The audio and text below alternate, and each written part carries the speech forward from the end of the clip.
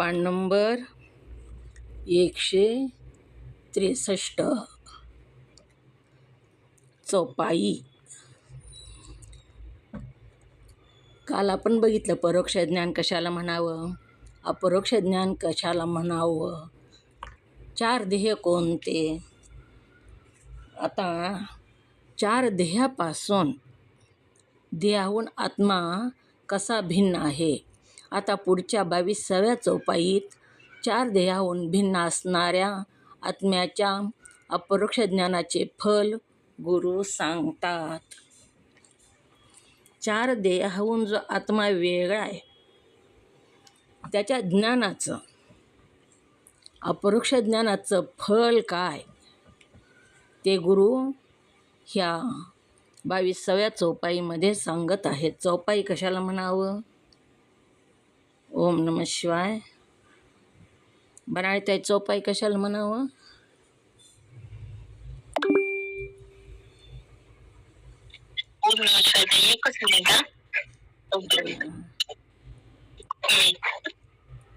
ओम नमः शिवाय. म्यूट करा मग. दीपाली ताई बोला, चौपाई कशाला म्हणावं. दीपाली ताई. सुनंदाताई पाटील बोला, चौपाई कशाला म्हणावं. ओम नमः शिवाय. चौपाई म्हणावं. 4 चरण ज्याच्यामध्ये असतात त्याला चौपाई असं म्हणावं. 4 ओळी असतात. पहिल्या 2 ओळी चौपाईचा पूर्वार्ध आणि पुढच्या 2 ओळी ज्या असतात ते चौपाईचा उत्तरार्ध. टीका. पूर्वी निरूपण केलेले जे स्थूल, सूक्ष्म, कारण आणि महाकारण असे 4 ध्येय. पूर्वी निरूपण केलेले म्हणजे सांगितलेले 4 ध्येय कसे. 4 ध्येय म्हणजे कशाला म्हणावं. प्रत्येक ध्येयाचं निरूपण करून सांगितलं म्हणजे विश्लेषण करून जिथं सांगितलेलं आहे असे पूर्वी निरूपण करून सांगितलेले जे स्थूल, सूक्ष्म, कारण आणि महाकारण असे 4 ध्येय. त्याहून वेगळा असून, कोण वेगळा त्याहून, तर देह त्याहून वेगळा असून त्याचा प्रकाशक शुद्ध.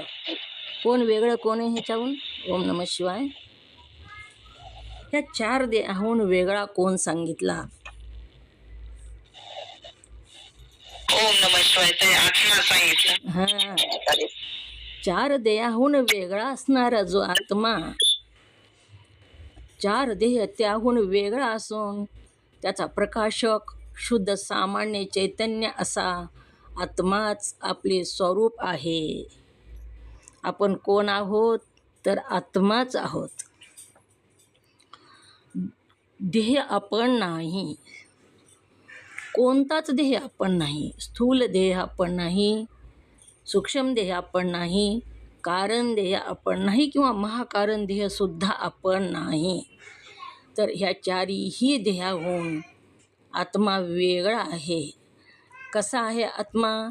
शुद्ध, सामान्य आणि चैतन्य असा. शुद्ध कशाला म्हणावं. शुद्धाची व्याख्या काय. हँड रेस करा. शुद्ध कशाला म्हणावं. ओम नमः शिवाय. सुनंदाताई पाटील बोला, शुद्ध कशाला म्हणावं. ओम नमः शिवाय. ओम नमः शिवाय. ऐकायला आलं नाही. स्पर्श शुद्ध काही. ओम नमः शिवाय. मीनाताई, शुद्ध कशाला म्हणावं. शुद्ध कशाला म्हणावे. ताई तुमच्या चरणवंदन. दोष अस्पर्श को शुद्ध काही. दोष अस्पर्श. दोषाचा स्पर्शच नाही त्याला. कोणताच दोष नाही त्याच्यामध्ये. तीळभर सुद्धा दोष नाही. अस्पर्श, स्पर्शच नाही दोषाचा. त्याला काय म्हणावं. शुद्ध, सामान्य चैतन्य असा. सामान्य चैतन्य आणि विशेष चैतन्य आपण बघितलेला आहे. त्याच्यातला सामान्य चैतन्य असा कोण आहे, तर आत्मा. सामान्य चैतन्य अशा आत्म्याचा आपले स्वरूप आहे अशा दृढ बोधाने आत्माच मी आहे, माझं स्वरूप आत्मस्वरूप आहे आणि ते कसं आहे तर शुद्ध आहे, सामान्य आहे आणि चैतन्य आहे. चैतन्य कशाला म्हणावं? चैतन्य कशाला म्हणावं? चैतन्याची व्याख्या काय? सामान्य शुद्ध सामान्य चैतन्य रूप. मीनाताई बोला चैतन्य. हां चैतन्य कशाला म्हणावे? मन, बुद्धी, इंद्रिय व त्या चैतन्याला जाणू शकत नाही त्याला चैतन्य असं म्हणावे. ओम नमः शिवाय. ओम नमः शिवाय. मन, बुद्धी, इंद्रिय त्या चैतन्याला जाणू शकत नाही एक त्याला चैतन्य. एक अवच्छेदक झालं ती पूर्ण, पण दुसरं 3 अवच्छेदक आहे चैतन्याचे. ओम नमः शिवाय. ज्ञान स्वरूप असतो, घटपटादी पदार्थाला जाणतो. मन, बुद्धी, इंद्रिय त्या चैतन्याला जाणू शकत नाही त्याला चैतन्य असे म्हणतो. बरोबर आहे. ओम. जो स्वतः ज्ञान स्वरूप आहे, सगळं ज्ञान आहे त्याला, ज्ञान स्वरूप आहे आणि ज्ञान स्वरूप असल्या कारणानं सर्व जी दिसतेत पदार्थ, घटपटादी पदार्थ म्हणजे समोर दिसणारे सगळे पदार्थ तो जाणतो. पण त्याला मात्र मन, बुद्धी, इंद्रिय जाणू शकत नाहीत, कारण तो दिसतच नाही, अदृश्य आहे. मन, बुद्धी, इंद्रिय त्या चैतन्याला जाणू शकत नाहीत. असा आपण आत्मा कसा आहे? चैतन्य. असा आत्माच आपले स्वरूप आहे अशा दृढ बोधाने. दृढ म्हणजे अदृढ आणि दृढ आहे का नाही की असं वाटतं तेव्हा अदृढ, आणि मी आत्माच आहे असा दृढ निश्चय. चकारात्मक म्हणजे निश्चयानं सांगणे म्हणजे दृढ आहे का नाही की, खरं का नाही की, ध्येय का आत्मा आहे की, असं जेव्हा वाटतं तेव्हा तो अदृढ असतं. जेव्हा मी ध्येय नाही, मी आत्माच आहे असा जेव्हा निश्चय होतो तेव्हा दृढ बोधाने ध्येय ध्यासाचा जर कोणी त्याग केला तर तो या ध्येयातच विलंब न लावता मोक्ष सुख प्राप्त करून घेतो. ध्येयध्यास कशाला म्हणावे? ध्येयध्यास कशाला म्हणावे? ओम नमः शिवाय. हां सांगू का? हो सांगा. ध्येय देहाला मी समजणे म्हणजे देहध्यास. अध्यास आणि अज्ञेच्या कार्याला देहध्यास असे म्हणा. मी आत्मा असून देह समजते याला त्याला देहध्यास म्हणावे. आणि अध्यास कशाला म्हणावे? नुसता अध्यास. अध्यास म्हणजे ओम नमः शिवाय. एक असून एक समजणे. हां एक असून एक समजणे त्याला अध्यास म्हणावं. आणि ध्येय अध्यास म्हणजे सुद्धा एक असून एक समजणेच झालं ना. इथं काय आहेत? आपण आत्मा आहोत आणि काय समजायलो? ध्येय. ध्येयालाच मी समजायलो. म्यूट करा आता. म्हणून ध्येयध्यास अशा दृढ बोधाने ध्येयध्यासाचा जर कोणी त्याग केला तर, ध्येयध्यासाचा त्याग करणं म्हणजे ध्येय मी आहे असा जो आपल्याला वाटतं, ध्येय मी आहे असं आपण जो समजतो त्याचा त्याग करायचा. मग जे आहे ते एक असून एक समजणे याला अध्यास म्हणावं. आत्मा असून ध्येय समजणे याला ध्येयध्यास असं म्हणावं. मग ह्या ध्येयध्यास जी आहे ह्याचा त्याग करून जर कोणी या ध्येयध्यासाचा जर त्याग केला तर तो ध्येयातच विलंब न लावता मोक्षसुख प्राप्त करून घेतो. विलंब लागत नाही. क्षणात, त्याच क्षणाला जेव्हा आपला दृढ निश्चय होईल मी आत्माच आहे, त्याच क्षणाला आपल्याला मोक्ष प्राप्त झाला. पण मी आत्माचं ही निश्चय होणं एवढं सोपं नाही. आणि ते प्राप्त झालं की मोक्षच प्राप्त झाला, मोक्ष सुखाची प्राप्ती झाली. देहध्यास टाकला की अहंता जाते, अहंता गेली की ममता जाते. आणि अहंता ममताचे काय बंधनाचं रूप सांगितलं. अहंता आणि ममता हे सगळ्यात मोठं बंधनाचं रूप आहे. अहंता कशाला म्हणावे, हँड्रेस करा. अहंता कशाला म्हणावे, मीनाताई बोला. ओम नमः शिवाय. ताई तुमच्या चरणी वंदन. स्वतःच्या देहावर प्रेम करणे म्हणजे अहंता. आणि ममता, ममता म्हणजे बहीण भाऊ पुत्र द्रव्य नवरा शेती याच्यावर प्रेम करणे म्हणजे ममता. मग ही ओम नमः. सोडता येतं का आपल्याला? नाही ना. ही सोडतो का आपण? देहानं सोडू नका, पण मनानं देहानं तर सोडायचं नाहीच, पण फक्त मनाचा निश्चय करायचा की ही माझं नाही, मी ह्यांच्यापेक्षा वेगळा आहे. अहंता ममता मनातून टाकून द्यायची. वैराग्य प्राप्त होणं म्हणजे घरातून पळून जाणं नाही, तर मनातून जगाला हाकलून देणं. कुणीच मनात ठेवायचं नाही ईश्वराशिवाय. मनातून जगाला हाकलून देणं म्हणजेच संन्यास घेणं. ध्यान तर सगळं करायचं आहे, ध्यान तर सगळ्याला माझं म्हणावंच लागतं. आपण जर तुम्ही माझे नाही म्हणलं तर घरात राहू देतील का आपल्याला?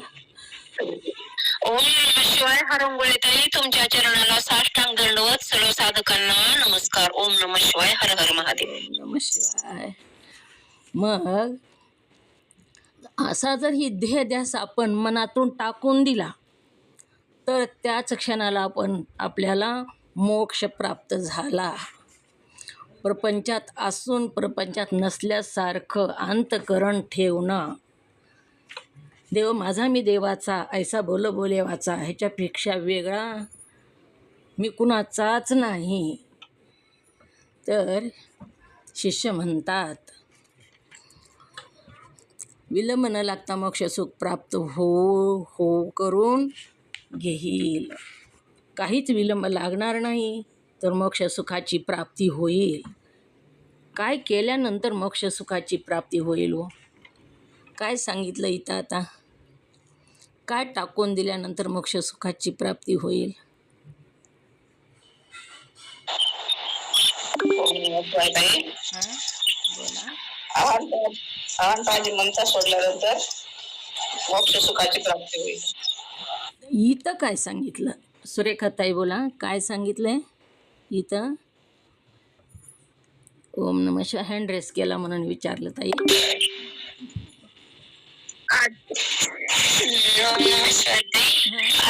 दुःखाची निवृत्ती आणि परमानंदाची प्राप्ती. ज्याला तीव्र जिज्ञासा आहे, संसार बंधनातून मुक्त होण्याची ज्याला तीव्र इच्छा आहे, त्याला मोक्षाची इच्छा आहे. ओम नमः शिवाय. म्यूट करत आहे. नंदाताई बोला, हँड रेस केलाय, बोला. ओम नमः शिवाय. मोक्ष सुखाची प्राप्ती कधी होईल? शुद्ध सामान्य चैतन्य असा आत्मा आपले स्वरूप आहे असा दृढ बोधाने देहध्यासाचा जर त्याग केला तर देहातच विलंब न लावता मोक्ष सुख प्राप्त होईल. बरोबर सांगितलं. देहध्यासाचा जर त्याग केला, देहध्यास जर कोणी त्याग केला तर तो ते देहातच विलंब न लागता मोक्ष सुखाची प्राप्ती तात्काळ होईल. त्याच क्षणाला काय केल्यानं मोक्ष सुखाची प्राप्ती होईल मंगेताई? ओम नमः शिवाय. देहध्यास टाकल्याने मोक्ष सुखाची प्राप्ती होईल याच देहामध्ये. देहध्यास सोडला, टाकला की ह्याच देहामध्ये ज्या वेळेस देहध्यास टाकून द्याल त्याच वेळेस मोक्ष सुखाची प्राप्ती होईल.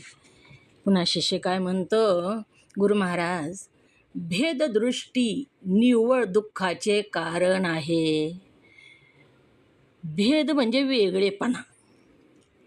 मी वेगळा, देव वेगळा, मी वेगळा, तू वेगळा, ही वेगळेपणा जी आहे, भेद जी आहे, दोन, ही द्वैत जी आहे ती कशाला कारण आहे? निव्वळ दुःखाला कारण आहे. द्वैतामुळंच दुःख होतं. द्वैत जर नसेल तर दुःख होत नाही. असा शिष्य गुरु महाराजाला म्हणू लागलेला आहे. गुरु महाराज, भेद दृष्टी निव्वळ दुःखाचे कारण आहे आणि त्या दुःखाची निवृत्ती वेदशास्त्रात प्रतिपादत जो अभेदरूप आत्मज्ञान त्याच्या योगाने होते. भेद दृष्टी ही दुःखाला कारण आहे आणि हा दुःखाची निवृत्ती वेदशास्त्र. ओम नमः शिवाय. ओम नमः शिवाय. बोला. भेददृष्टी म्हणजे काय? द्वैत, तुम्ही वेगळे, मी वेगळे, दोन, देह वेगळा, आत्मा वेगळा, सगळं वेगळं वेगळं, प्रत्येक. भेद म्हणजे वेगळेपणा, दोन, द्वैत. भेददृष्टी पुढे आले, पुढे लक्षात येते आता. निव्वळ दुःखाचे कारण आहे. आपण एकटेच घरामध्ये आहेत बघा, तर आपण दोघं तिघं जर घरात असले तर आपण एकटे काम करतो का हो? आणि केलं तरी काय वाटतं, मी एकटीनंच केलं, दुसऱ्यांनी केलं नाही. पण आपण जर एकटेच घरात असाल तर सगळं जरी काम केलं तरी आपण म्हणतो का मीच केलं म्हणून? नाही, मी एकटीच आहे. मी तर एकला द्वैतभाव मावळला, मी एकटाच आहे. त्याच्यामुळं पुन्हा दोन नाहीच. तर मग एकटा असल्यानंतर मग आत्मा कसा आहे हो सगळीकडं? तुमच्यात माझ्यात आत्मा कसा आहे? दोन आहेत का एक आहे? तुमच्यामध्ये जो आत्मा आहे, माझ्यामध्ये जो आत्मा आहे, किंवा या पाठातल्या प्रत्येकामध्ये जो आत्मा आहे ते वेगळा आहे का एक आहे? सर्व एकच आहे. एकच आहे. सर्व ब्रह्मांडामध्ये एकच आहे सगळीकडे. मग इथं काय सांगतात तेच सांगू लागलेले आहेत. शिष्य म्हणतात, गुरु महाराज, भेददृष्टी निव्वळ दुःखाचे कारण आहे. एकच जर म्हणलं तर दुःखच नाही. मी एकटाच आहे आणि दुःख मला कोण देणार आहे दुसरं? मी एकटाच आहे, मी आनंद स्वरूप आहे. त्याच्यामुळं दुःख मला दुसरा देणारच नाही. दुसरा असला तर दुःख होईल, दुसराच कोणी नाही तर दुःख होतच नाही. म्हणून महाराज, भेददृष्टी निव्वळ दुःखाचे कारण आहे. भेददृष्टीमुळंच दुःख होतं, हेच दुःखाचं कारण आहे. आणि त्या दुःखाची निवृत्ती वेदांतशास्त्रात प्रतिपादित जे अभेदरूप आत्मज्ञान त्याच्या योगाने होते. भेददृष्टी ही दुःखाचं कारण आहे. आणि ह्या दुःखाची निवृत्ती कशानं होते? तर वेदांतशास्त्रामध्ये जी अभेद ज्ञान दिलेलं आहे, अभेद ज्ञानाचं प्रतिपादन केलेलं आहे, आत्मज्ञानाचं, त्याच्या योगानेच होते. कशाने निवृत्ती होते दुःखाची? दुःखाचं कारण काय? ओम नमः शिवाय. दुःखाचं कारण काय? मंगेताई बोला, काय कारण दुःखाचं? ओम नमः शिवाय. दुःखाचे कारण भेददृष्टी दुःखाचं कारण आहे. हां, भेददृष्टी हेच दुःखाचं मुख्य कारण आहे. आणि ते दुःख कशाने निवृत्त होतं? दुःख निवृत्त कशाने होते? मीनाताई. ओम नमः शिवाय. दुःखाची निवृत्ती वेदशास्त्रात प्रतिपादित जे अभेद रूप आत्मज्ञान त्याच्या योगाने होते. ओम नमः शिवाय. अभेद वेगळं नाहीच, भेद नाहीच, सगळीकडं मीच आहे असं जेव्हा अज्ञान होतं तेव्हा सगळ्या दुःखाची निवृत्ती होते. मीच आहे. कसं साधू संतांना कसं वाटतं बघा, ज्यांना ब्रह्मज्ञान प्राप्त झालेलं आहे त्यांना कुणीच वेगळं वाटत नाही. जसं आपल्या शरीरामधले हातात असलं काय, हातात जी वस्तू एका हातात आहे ती दुसऱ्या हातात नाही असं वाटत नाही बघा. एका हातात असली काय आणि दुसऱ्या हातात असली काय, तर त्याच्या जवळच आहे वस्तू ती. किंवा हातात पैंजण धरले आणि पायात घातले तरी त्याच्या जवळच आहेत ते. हात वेगळा नाही, पाय वेगळा नाही, नाकात नथ घातली तरी नाक वेगळं नाही, त्या शरीराचं आहे सगळं. एकच देह येतो आणि एकाच देहाचे अवयव आहेत ते. जसं आपल्याला आपल्याच हातानं आपला डोळा फुटला, मन्मथ माऊलींनी सांगितलं, तर हात छेदला तर 2 दुःख होतात. डोळा बी फुटला आणि हात बी छेदला, मग एकाच शरीराला 2 दुःख झाली तिथं. हातानंच डोळा फुटला आणि मग डोळा का फोडलास म्हणून हात जर कापला तर दुःख कुणाला झालं? ओम नमः शिवाय. कुणाला दुःख झालं हात कापल्यानंतर? देहाला होईल. मलाच दुःख झालं.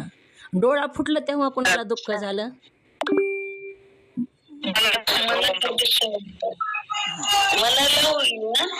ओम नमः शिवाय. डोळा जेव्हा फुटला तेव्हा दुःख मलाच झालं आणि हात कापला तरी सुद्धा दुःख मलाच झालं. हात आणि डोळा माझेच अवयव आहेत दोन्ही. मग तसंच ब्रह्मज्ञानी जो पुरुष असतो, ब्रह्मज्ञानी जो महात्मा असतो, जो संत असतो, तो सगळीकडे आत्मस्वरूप बघतो. माझ्यामध्ये तोच आहे, तोच तुझ्यामध्ये आहे, सगळ्या ब्रह्मांडात तोच आहे. त्याच्यामुळं मला दुसऱ्याला दुःख झालं तरी सुद्धा मलाच दुःख झालं म्हणून तो कुणालाच दुःख देत नाही. सगळीकडं आत्मा बघतो तो वरचं बघतच नाही. जसा सोनार असतो बघा, सोनाराकडं आपण कोणताही अलंकार न्या, सोनार त्याच्यातलं काय बघतो? सोनं बघतो. तो अलंकाराच्या वरच्या डिझाईनला बघत नाही, तर तो सोनच बघतो. एका व्यक्तीनं काय केलं, 1 तोळ्याचा गणपती होता आणि 2.5 तोळ्याचा उंदीर होता. सोनाराकडं नेला आणि सोनार म्हणू लागला, गणपतीची किंमत 1 तोळ्याचे तेवढे पैसे आणि उंदराची किंमत 2.5 तोळ्याचे पैसे. तेव्हा तो व्यक्ती जो होता तो म्हणू लागला, हो देवाची किंमत कमी आणि उंदराची किंमत जास्त, असं कसं? तो म्हणला, देव आणि उंदीर तुम्ही तुमचं बघा, मी त्याच्यातलं सोनं बघतो. देव उंदीर मी बघत नाही, तर मी काय बघतो? त्याच्यातलं जे चैतन्य ते असे संत बघतात. जसा सोनार सोनं बघतो, तसंच साधू संत जे असतात ते आत्म्याला बघतात. सगळीकडं आत्मा एकच आहे असं जर म्हणलं तर दुःखच होत नाही. कारण तो जरी असला तरी त्याच्यामध्ये मी आहे, माझ्यामध्ये ती आहे. आम्ही दोघं एकच आहेत, काही वेगळे नाहीत. आत्मस्वरूपानं एकच आहेत असा त्याचा दृढ निश्चय झालेला असतो. म्हणून दुःखाची निवृत्ती वेदांत शास्त्र प्रतिपादित जे अभेद रूप आत्मज्ञान याच्या योगाने होते. जर मीच सगळीकडे असेल तर दुःखच होत नाही. अभेद ज्ञान प्राप्त झाल्यावर दुःख होत नाही, तर दुःखाची निवृत्ती होते. वेदशास्त्रात प्रतिपादित जे अभेदरूप आत्मज्ञान याच्या योगाने होते आणि मोक्षही त्यानेच होतो असे मी शास्त्रातून सांगितलेले ऐकले आहे. मोक्षसुद्धा त्यानेच होतो. अभेद आत्मज्ञान जेव्हा होईल तेव्हाच मोक्षसुद्धा होतो असं मी शास्त्रातून सांगितलेलं ऐकलेलं आहे. आपण तर आत्मा 4 देहाहून भिन्न आहे असे निरूपण करून सांगता, तर मग आत्म्याहून देह वेगळा आणि देहाहून आत्मा वेगळा. त्याचप्रमाणे आत्म्याहून भूत भविष्य प्रपंच निराळा आणि त्या प्रपंचाहून आत्मा निराळा, अशा प्रकारच्या परस्पर भेदात्मक प्रतिपादनाने द्वैत सिद्ध होते. शिष्य सांगू लागलेला आहे, विचारू लागलेला आहे सद्गुरूंनी.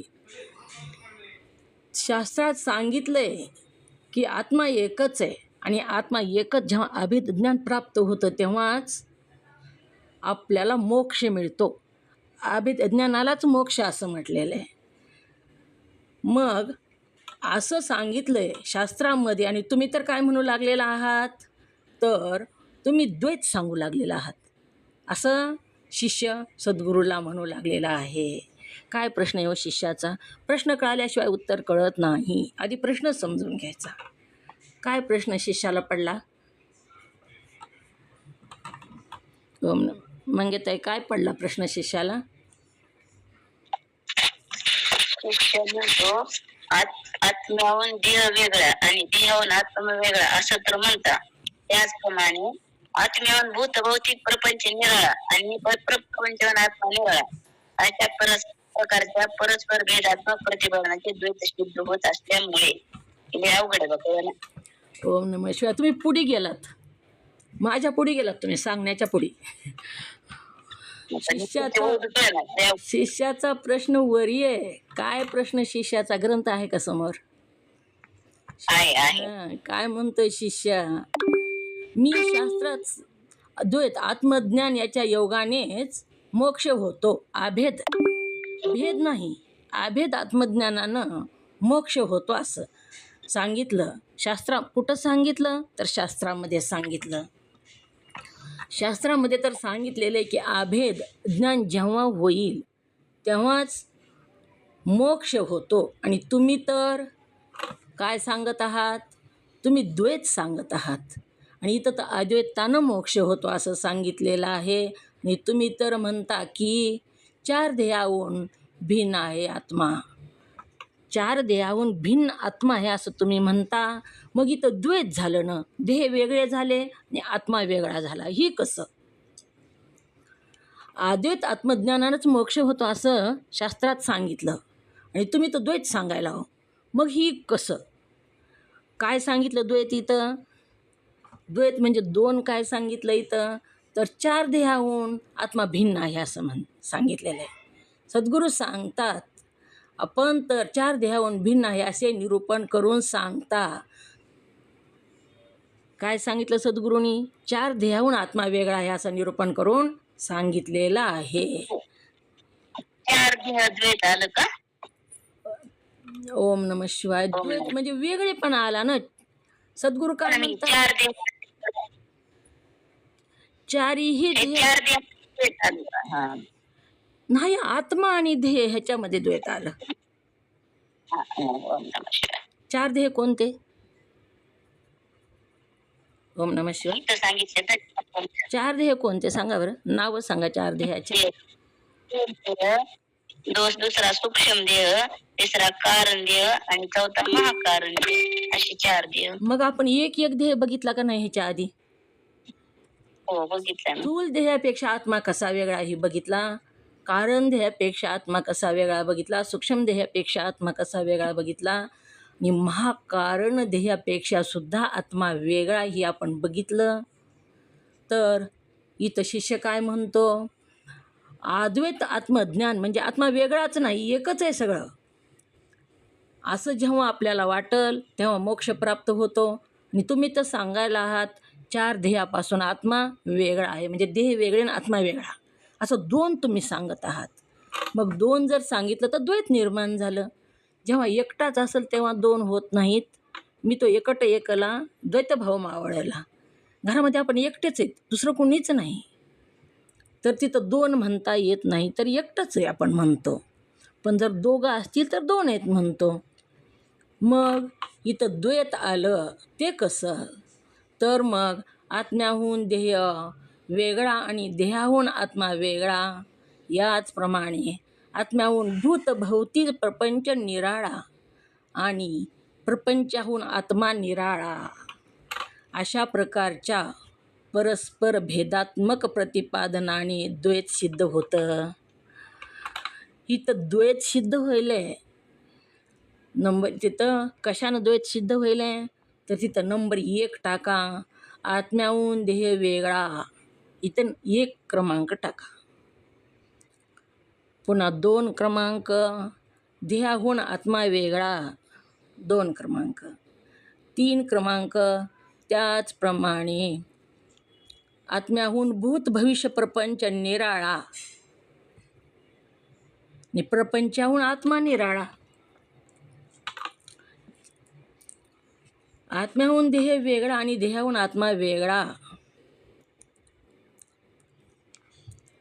आता आत्म्याहून देह वेगळा, देहाहून आत्मा वेगळा आणि त्याचप्रमाणे आत्म्याहून भौतिक प्रपंच निराळा आणि त्या प्रपंचाहून आत्मा निराळा. भौतिक प्रपंच म्हणजे काय हो? भौतिक प्रपंच कशाला म्हणावं? भौतिक कशाला म्हणावं? नंदा काकी माहित आहे का? ओम नमः शिवाय. पंचभूतापासून निर्माण झालेल्या त्याला भौतिक असे म्हणाले. हां, बरोबर सांगितलं. पंचभूतापासून ज्याची उत्पत्ती झालेली आहे त्याला भौतिक म्हणावं. मग भौतिक जो सगळा प्रपंच जेवढं आहे तेवढं सगळं डोळ्याला जेवढं दिसतंय ना तेवढं प्रत्येक वस्तू भौतिकच आहे. पंचमहाभूतापासूनच उत्पन्न झालेली ती वस्तू. म्हणून भौतिक प्रपंच वेगळा आणि आत्मा निराळा. आणि त्या प्रपंचाहून आत्मा निराळा अशा प्रकारच्या परस्पर भेदात्मक प्रतिपादनाने द्वैत सिद्ध होतं. ही शिष्य विचारू लागलेला आहे सद्गुरूला. होत असल्यामुळे अद्वैत सिद्धांतात विरोध उत्पन्न होतो.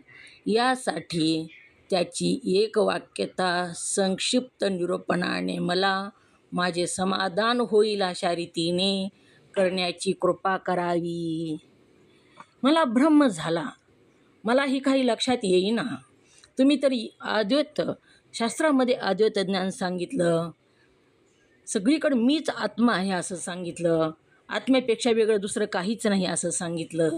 आणि तुम्ही तर म्हणता 4 देहाहून आत्मा वेगळा आहे, आत्म्याहून देह वेगळा आहे, देहाहून आत्मा वेगळा आहे, किंवा आत्म्याहून भौतिक प्रपंच निराळा आहे आणि प्रपंचाहून आत्मा निराळा आहे. अशा प्रकारच्या परस्पर भेदात्मक म्हणजे वेगळेपणा, भेद दाखविला. वेगळेपणा तुम्ही सांगत आहात ती माझ्या काही लक्षात येईना. ही मला कळल असं, माझं समाधान होईल असं रीतीने मला ह्याचं निरूपण करून तुम्ही सांगावं आणि सांगण्याची तुम्ही मला कृपा करावी असं शिष्य सद्गुरूला म्हणत आहे. कळाला का प्रश्न? कुणाकुणाला कळाला प्रश्न? ओम नमः शिवाय. हँड रेस करा आणि प्रश्न सांगा. आपल्या आपल्या भाषेत सांगायचा, वाचून नाही दाखवायचं. जसं कळालं तसं सांगायचं. जयश्रीताई आलं का लक्षात? ओम नमः शिवाय. नंदा काकी आलं का लक्षात? बोला. ओम नमः शिवाय. हां, शिष्याने प्रश्न केला आहे की तुम्ही आत्म्याहून देह वेगळा आहे आणि देहाहून आत्मा वेगळा आहे. तसंच आत्म्याहून भौतिक प्रपंच निराळा आहे आणि त्या प्रपंचाहून आत्मा निराळा आहे. अशा परस्पर विरोधात्मक असं सांगता तुम्ही. असं द्वैत सिद्ध होत असल्यामुळे अद्वैत सिद्धांत विरोध उत्पन्न होतो. त्यासाठी त्यांची एक वाक्यता होईल असं मला थोडक्यात सांगा. माझं समाधान होईल आणि माझं समाधान असेल थोडक्यात कृपा करून मला थोडक्यात सांगा ओम नमः. असं शिष्यानं विचारलं आहे. शास्त्रात तर काय सांगितलं? आत्मा एकच आहे, तो चराचरात भरलेला आहे, सगळीकडं आत्मा एकच आहे असं शास्त्रात सांगितलं. आणि तुम्ही तर 4 देह वेगळे सांगता.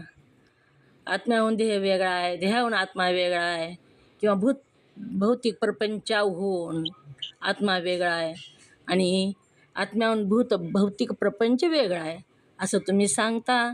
तुम्ही द्वैत सांगत आहात. आणि ही द्वैत आणि अद्वैत, आत्मा तरी एकच आहे, ही अद्वैत आहे. आणि तुम्ही ही आत्म्याहून देह वेगळा, देहाहून आत्मा वेगळा, किंवा भौतिक प्रपंचाहून आत्मा वेगळा आणि आत्म्याहून भौतिक प्रपंच वेगळा असं सांगत आहात. तर ही अद्वैत आणि द्वैत इथं 2 आलं तर ही याची ऐक्यता कशी होईल ते मला समजलं. अशा भाषेमध्ये माझं समाधान होईल असं संक्षिप्त म्हणजे थोडक्यात मला सांगावं असं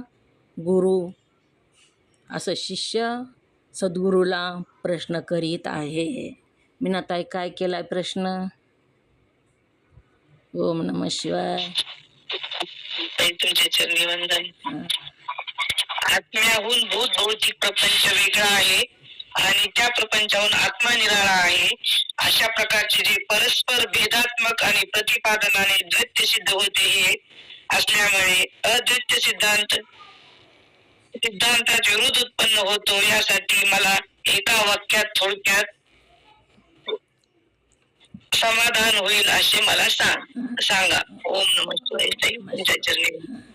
वेदांतात काय सांगितले तर आत्मा एकच सांगितलाय. वेदांतात काय सांगितलंय? चराचरामध्ये आत्मा एकच आहे.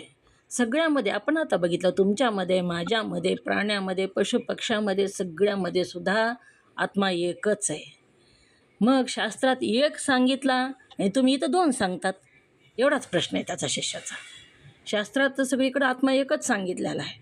तुम्ही इथं काय सांगू लागलेला आहात?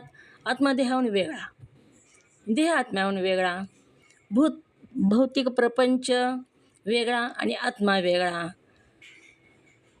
भौतिक प्रपंचाहून आत्मा वेगळा आणि भौतिक प्रपंच वेगळा असं तुम्ही वेगळं वेगळं कसं सांगितलं?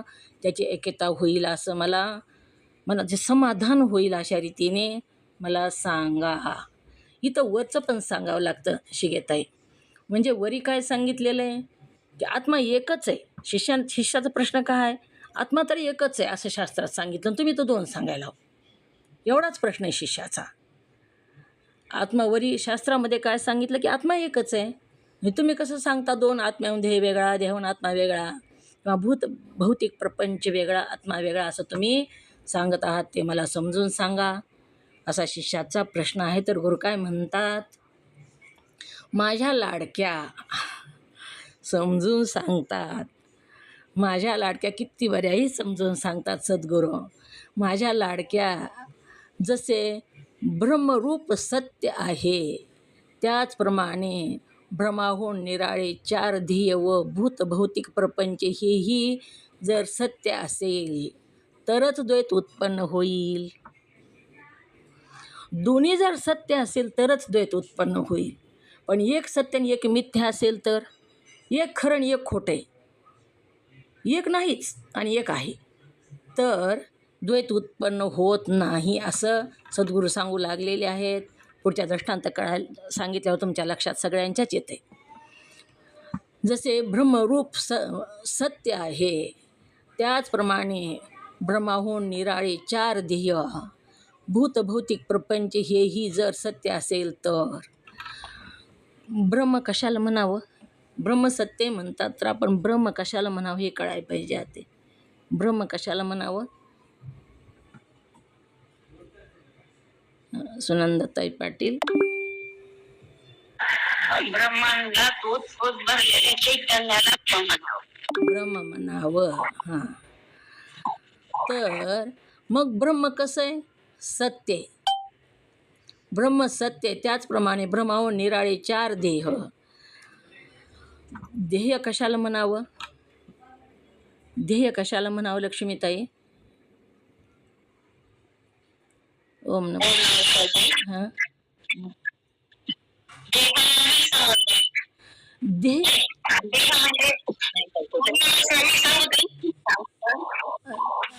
ध्येय कशाला म्हणावं? सांगा सांगा तुम्ही. ध्येय कशाला म्हणावं? हां, जो जाणला जातो पुढे जातो त्याला देह म्हणतात. मग ध्येय सत्य आहे का? ध्येय सत्य एका काळात आहे आणि एका काळात नाही, म्हणून तो सत्य नाही. मग ब्रह्म सत्य, ब्रह्मरूप सत्य आहे आणि त्याचप्रमाणे भ्रमाहून निराळे चार ध्येय व भौतिक प्रपंच हेही जर सत्य असेल, चार ध्येय आणि भौतिक जो प्रपंच आहे तो जर सत्य असेल तरच द्वैत उत्पन्न होते. पण ते ध्येयाधिक सर्व प्रपंच खरे नसून ब्रह्माच्या ठिकाणी कल्पित आहेत. ध्येयाधिक जो प्रपंच आहे तो सत्य नाही, तर कसा आहे तो? कल्पित आहे. कल्पित कशाला म्हणावं? कल्पित कशाला म्हणावं? हँड रेस करा. हां, मीनाताई बोला. एक असून एक नसणे, एका एका काळात आहे आणि एका काळात नाही, त्याला कल्पित असे म्हणत. हां, त्याला ओम नमः शिवाय. कल्पित असं म्हणावं. सत कशाला म्हणावं? मीनाताई, सत कशाला म्हणावं?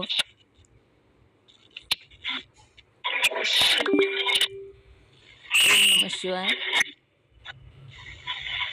म्यूट करा ताई मीनाताई. दीपाताई, सत कशाला म्हणावं? ओम नमः शिवाय ताई. हां जो तिन्ही काळात आहे आणि कोणत्याही ज्ञानाने बाद होत नाही, त्याला सत म्हणावे. हां, जो म्हणजे तिन्ही काळात म्हणजे तिन्ही ज्ञान, तिन्ही अवस्थेत तिन्ही काळ आणि कोणते? तिन्ही काळ कोणते? कशाला म्हणावं तिन्ही काळ? वर्तमान काळ, भूतकाळ, भविष्यकाळ. हां, जो तिन्हीही काळात आहे आणि कोणत्याही ज्ञानाने बाद होत नाही, नाश होत नाही, त्याला काय म्हणावं? सत म्हणावं. आणि कल्पित कशाला म्हणावं? एका काळात आहे आणि एका काळात नाही, त्याला कल्पित असं म्हणावं. मग ब्रह्म कसं आहे? तिन्ही काळात आहे आणि कोणत्याही ज्ञानानं बाद होत नाही, म्हणून ते कसं आहे? सत आहे. आणि प्रपंच कसा आहे? जो प्रपंच ही जर सत्य असेल तरच द्वैत उत्पन्न होईल, पण ते ध्येयाधिक सर्व प्रपंच खरे नसून ब्रह्माच्या ठिकाणी कल्पित आहे. कल्पित म्हणजे एका काळात आहे आणि एका काळात नाही. तर कशावर कल्पित आहे? तर ब्रह्माच्या ठिकाणी कल्पित आहे. ब्रह्मावर जगत भासायलेलं आहे म्हणून कल्पित आहेत. त्याचप्रमाणे रज्जूच्या दोरीच्या ठिकाणी सर्प कसं आहे? कल्पित जग सांगू लागलेले आहेत. रज्जू पडलेली आहे मंद अंधकारामध्ये आणि मंद अंधकाराच्या प्रभावामुळे आपण बाहेरून आलो आणि आपल्याला काय वाटलं? सर्प भासला.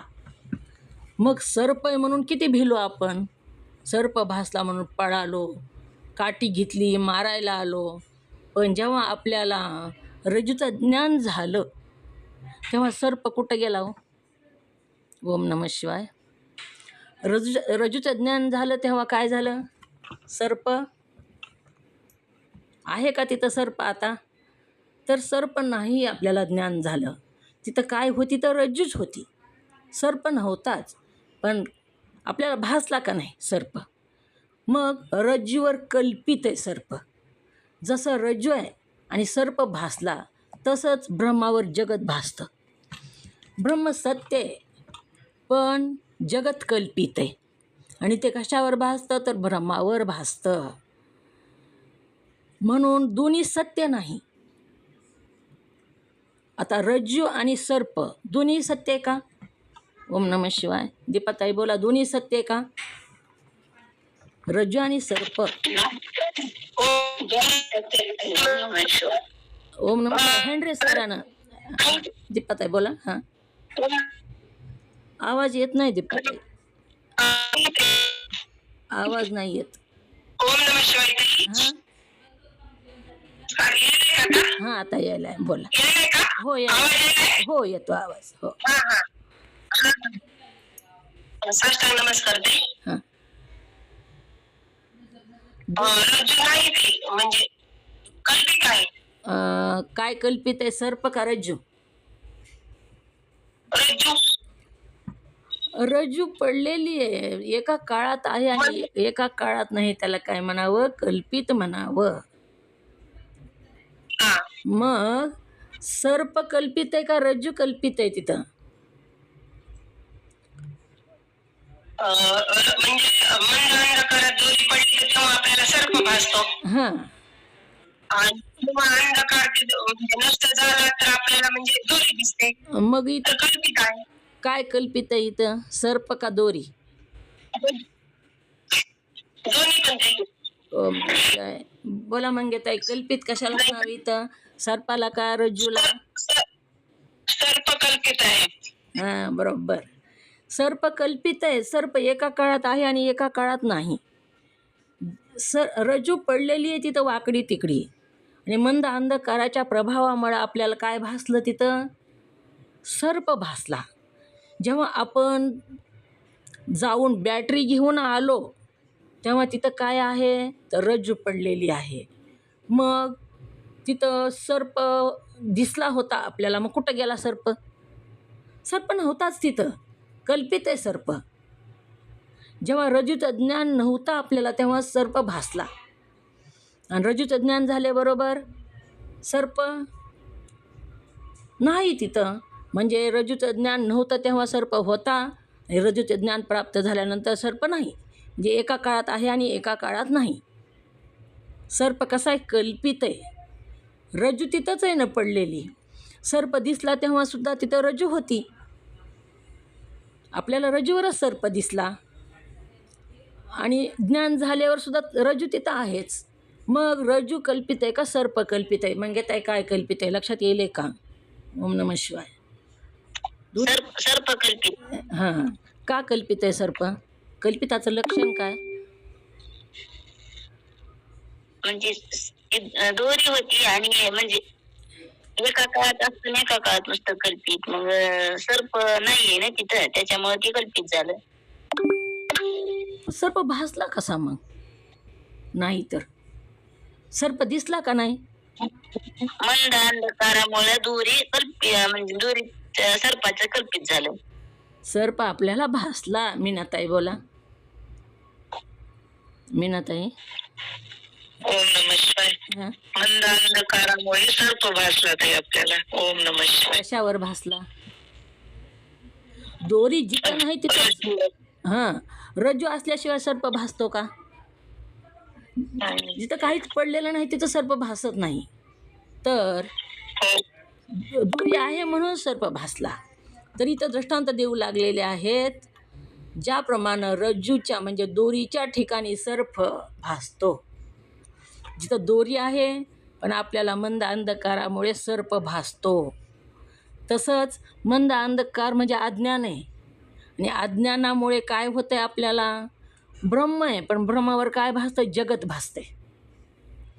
सत्य तर सगळीकडे ब्रह्मच आहे, पण जगत भासायलेलं आहे. कशामुळं? तर अज्ञानामुळं, अज्ञान अंधकारामुळं. जसं इथं दोरीवर मंद अंधकाराच्या प्रभावामुळंच सर्प भासला. तिथं जर भक्क प्रकाश असता तर सर्प भासला असता का? किंवा गडद अंधार असता तरीसुद्धा तिथं सर्प भासला नसता. तर मंद अंधकार. ओम नमः. जगत भासायले म्हणलेलं कळलं ना हो? ती पुढे येते आता, ती खूप खोल आहे.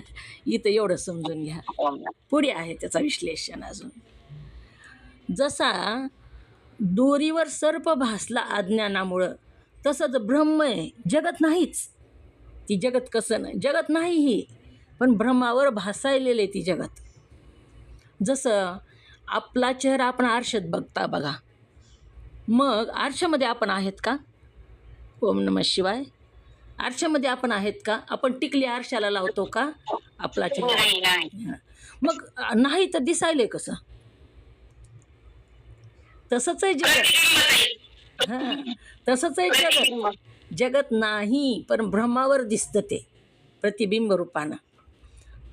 तर ज्याप्रमाणे रज्जूच्या दोरीच्या ठिकाणी सर्प भासतो, किंवा भूछिद्र म्हणजे जमिनीवर मोठी भळ पडलेली असते बघा, तर वाकडी तिकडी ती भळ पडलेली असते उन्हामुळं, तर तिथंसुद्धा जमिनीची जी भेग आहे त्या भेगाच्या ठिकाणीसुद्धा काय भासतो? सर्प असल्यासारखा भासतो.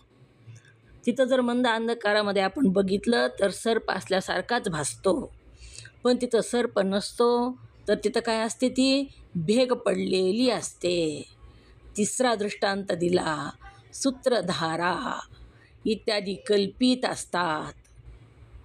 सूत्रधारा म्हणजे जलधारा आहे तिथं. मूत्रधारा आहे का जलधारा? दोन्ही एकच होते. जलधारा म्हटलं तरी जमतंय. आता बैल जाऊ लागला आणि चलत चलत जर मूत्रधारा पडली बैलाची रस्त्याने, तर वाकडी तिकडी पडते. मग ती वाकडी तिकडी पडलेली मंद अंधकारामध्ये तीसुद्धा सर्पासारखीच भासते, पण ती सत्य नाही. हे सगळं तिन्हीही दृष्टांत कशामुळं भासायलेत? तर मंद अंधकारामुळं. एक असून एक भासणे. तर नंबर 1 रज्जूवर दोरीच्या ठिकाणी सर्प. नंबर 2 भूछिद्र म्हणजे जमिनीवर भेग. नंबर 3 सूत्रधारा इत्यादी कल्पित असतात. हे खरं आहे का तिन्ही पण? सत्य नाही. ते भासायलेलं आहे, आभास आहे ते. म्हणजे हे कसं आहे, कल्पित आहे. कल्पिताचं लक्षण काय? एका काळात आहे आणि एका काळात नाही, त्याला कल्पित असं म्हणावं. मग सर्प जो भासला आपल्याला दोरीवर, तो कधी भासला? तर ज्यावेळेस दोरीचा अज्ञान होता आपल्याला, त्यावेळेस भासला. आणि आपण बॅटरी आणून दोरी बघितली, ती काय ती बघितलं.